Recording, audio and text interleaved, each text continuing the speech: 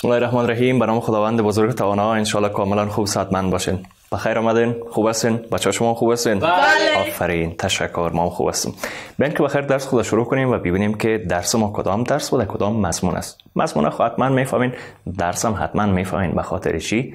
به خاطر که براتون هم کار خانگی داده بودم و هم یک مرور کوتاه حتما در خانه داشتین.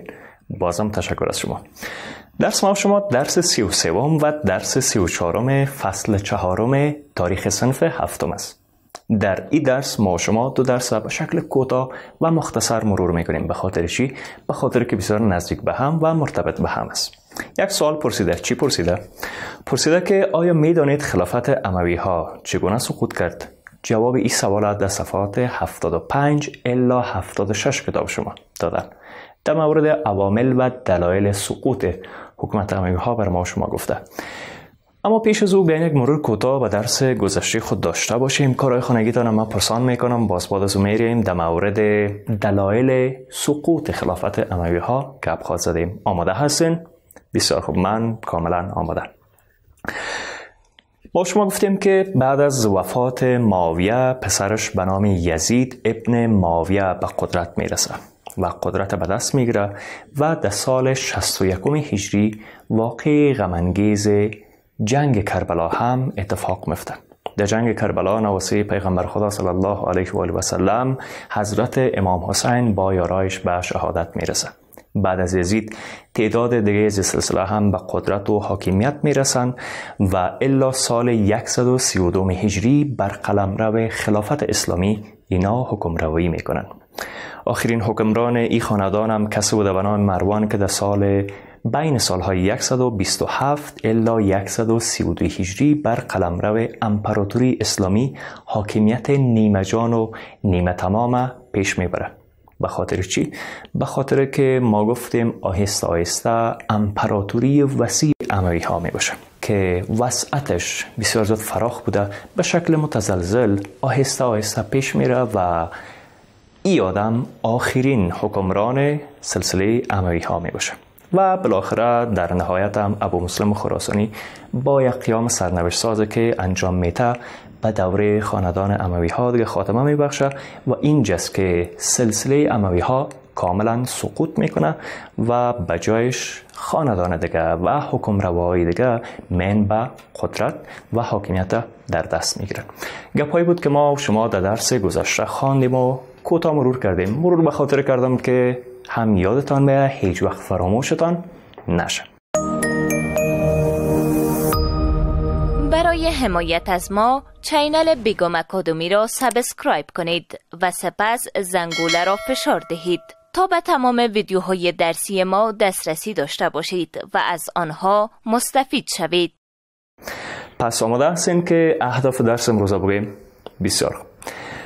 دو هدف عمده و اساسی در درس امروز است که باید ما شما یه اهداف بفهمیم. به خاطر چی؟ به خاطر که وقت درس میخونیم باید بفهمیم که از این درس چی حاصل میکنیم، چی چیزا را میآموزیم و چی چیزا را باید بفهمیم.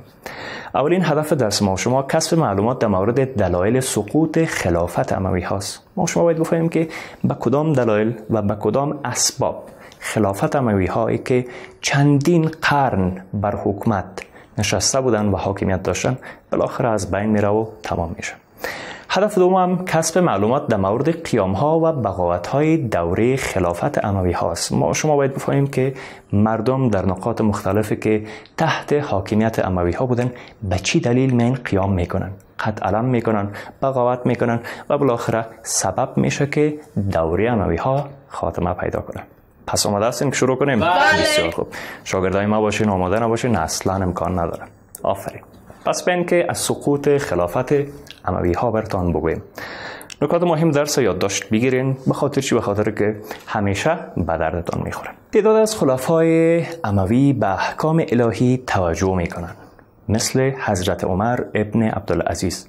اما در پهلوی او یک تعداد دیگه از این خلفا متاسفانه هیچ توجه به رعایا نمی کنند. از این خاطر است که در نقاط مختلف، در جاهای مختلف، از طرف کسای مختلف بعض از قیام ها و بغاوت ها بغاوت‌ها در مقابل اموی‌ها در سطوح مختلف و جای دور و نزدیک آغاز میشه. این حرکات علیه اموی‌ها زمانی که زمان به اوج میرسه که ابو مسلم خراسانی در همکاری با عباسی‌ها زمینه قیادت و بغاوت دیگه آهسته آهسته مساعد میسازه و فراهم میشه. ابو مسلم خراسانی اولتر توجه به عباسی‌ها میکنه و توجه عباسی‌ها را به خود جلب میکنه و به تعقیب او قیام را در سرزمین‌های شرقی خلافت اسلامی به خصوص خراسان به راه میندازه و تا بغداد طرفدارای اموی‌ها را شکست میده. اونا هم تسلیم میشن و بدون هیچ مقاومتی میاین رجوع میکنن به قیام کننده ها.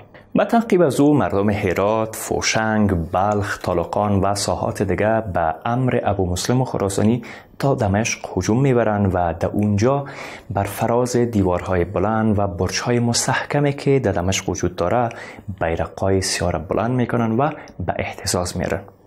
این به نشانه پیروزیشان است که در این حالت عباسی‌ها حمایت ابو مسلم دارن و زمام امور به می خاطرم به کسی به نام ابوالعباس در سال 132 هجری می سپارن و او می زمام امور به دست خود می گیره. و در ادامه از او زمانی که خلافت به ابوالعباس صفاح می رسه، کاکای خود عبدالله ابن علی را مأمور جنگ با مروان آخرین خلیفه اموی می سازه. مروان هم تا موصل تعقیب میشه و در اوجا مروان شکست میخوره و به حران و بعد از اون به دمشق و بعد از او به فلسطین فرار میکنه و یادم دیگه از دست از اینا میره. ابوالعباس هم به کاکای خود هدایت میده تا تعقیب مروان به صالح واگذار کنه. صالح هم مروان تعقیب میکنه تا ای که در قریه کوچک مصر به نام بومیر یاد میشه او را دستگیر میکنه و میکشه. به این ترتیب است که دوران اموی ها دیگه کاملا خاتمه پیدا میکنه و این دوره دیگه تمام میشه. پس ما شما آمدیم در این درس، در ابتدای درس، در قسمت اول درس در مورد دلایل سقوط حکومت و دوره اموی ها گفتیم. اما قسمت دوم درس جایست که ما و شما در مورد انتقال قدرت از اموی ها به عباسی ها باید گپ بزنیم که این انتقال قدرت چطور صورت گرفته که مربوط درس 34 ما میشه و در صفحات 77 و 78 کتاب تاریخ صنف 7 آمده. دیگه مرورم به درس گذشته هم میکنیم به خاطر چی؟ به خاطر که امیل ازا دیگه براتون گفتم. اما ما و شما باید بفهمیم که چرا درس دوم و بخش دوم درس خود بخوانیم. اولین هدف بخش دوم درس ما و شما آشنایی با چگونگی انتقال قدرت از اموی ها به عباسی هاست. به خاطر چی؟ به خاطر گفتیم وقت اموی ها از قدرت خلع میشن، دور میشن، کسای دیگه و خاندان های دیگه به قدرت میرسن که کیها بودن؟ عباسی ها. پس ما و شما باید بفهمیم که این قدرت چگونه از اموی ها به عباسی ها انتقال پیدا میکنه. هدف دوم ما و شما کسب معلومات در مورد دلایل به قدرت رسیدن عباسی هاست. البته اموی ها بعض از نواقص و کاسی‌هایی دارن که بالاخره حکومتشون سقوط میکنن، اما چی عوامل و چی دلایل عباسی ها را کمک میکنن که بیاین اینا به قدرت برسن. پس در درس دوم، در بخش دوم ما و شما باید با این اهداف آشنا شویم و این موارد حتما باید بفهمیم. من براتون از انتقال قدرت از اموی ها به عباسی ها گفتم. بازم میگم نکات مهم درس یادداشت بگیرین. چرا؟ چون کارخانگی براتون چند سوال میتم، حتما از محتویات درس در جوابای کارخانگی دیگه باید شما استفاده کنین. ابو مسلم خراسانی علاوه بر او که حمایت کامل مردم عجم یا غیر عرب در کنار خود داره، یک شخصیت مدبر و آگاه هم بوده. با وجودی که سپاه بزرگ از مردم طالقان، بلخ و هرات در مرو دست میاره و سعی میکنه تا حمایت اعراب هم به صورت خاص آل عباس داشته باشه، از این خاطر به بزرگان آل عباس که اونا هم بر ضد اموی ها در جنگ بودن تماس برقرار میکنه و میخواد که نسبت به اونام جلب توجه کنه. از طرف دیگه، از سوی دیگه، عباسی هم که به طور مخفی مردم تنظیم میکردن، تلاش کردن که نیروی نظامی ترتیب بدن که بتانن اموی ها را شکست بدن و کارشان یکسره شود. به این ترتیب است که ابو مسلم خراسانی توجه آل عباس به خود جلب میکنه و در نتیجه لشکر ابو مسلم خراسانی به طرف دمشق هجوم میبرند و نیروهای مروان آخرین خلیفه اموی ها را از قدرت برمی‌دارند و قدرت به آل عباس تحویل داده میشه. به این شکل است که قدرت از یک خاندان به خاندان دیگر انتقال میکنه. پس دولت عباسی ها مدت 5 قرن بر قلمرو اسلامی حاکمیت میکنن. اولین خلیفه این سلسله ابوالعباس صفا است که در سال 123 هجری قدرت به دست میگیره. او در سال 136 هجری بر قلمرو امپراتوری اسلام کاملا دیگه حکم فرما میشه و حکم روایی میکنه. ابوالعباس عبدالله ابن محمد ابن علی ملقب به صفاح بوده و عبدالله پدرش در راه مخالفت با اموی ها زحمات زیاد میکشه و در حین مرگ امور دعوت بر علیه اموی ها را به فرزند خود ابراهیم ملقب به امام مسپاره. اما ابراهیم هم بعدتر توسط مروان مسموم میشه و در زندان چشم از جهان میبنده و وفات میکنه. به این شکل است که پسرش هم دیگه از ادامه دعوت باز میمونه و دیگه کشته میشه. بالاخره از صحنه دور میشه. ابوالعباس در روز جمعه اولین خطبه را در منبر میخونه و مردم او راضی میسازه و میگه که سنت پیغمبر خدا را یادم احیا کرده و ازش رضایت خودم مردم اعلام میکنه. او هم در این خطبه از فضایل خاندان پیغمبر صلی الله علیه و آله و سلم سخن میگه و از ظلم و تعدی اموی ها یاد میکنه که با خانواده حضرت پیغمبر خدا صلی الله علیه و آله و سلم کرده بودن و علاوه بر او میگه که اموی ها به زور و خدعه یعنی با نیرنگ و چال و فریب خلافت اسلامی را غصب میکنن. دقیقاً این گپشان مربوط به یکی دو درس پیش ما و شماست که از طرف معاویه و حضرت علی دو نماینده انتخاب میشه که اونا بیاین با هم مذاکره کنن و بالاخره نتیجه مذاکرهشان قسم باشه که هر دو طرف باید از وظیفه خلع شوند، از قدرت دور برن. اما نماینده حضرت علی گپ میپذیره، بر مردم اعلام میکنه. نماینده حضرت معاویه کاملا برعکس از این بیان میکنه و میگه که معاویه از جانب ما بر منصب خلافت اسلامی برگزیده شده که این باعث جنگ‌های مختلف در زمان حضرت علی رضی الله تعالی عنه هم شده بود.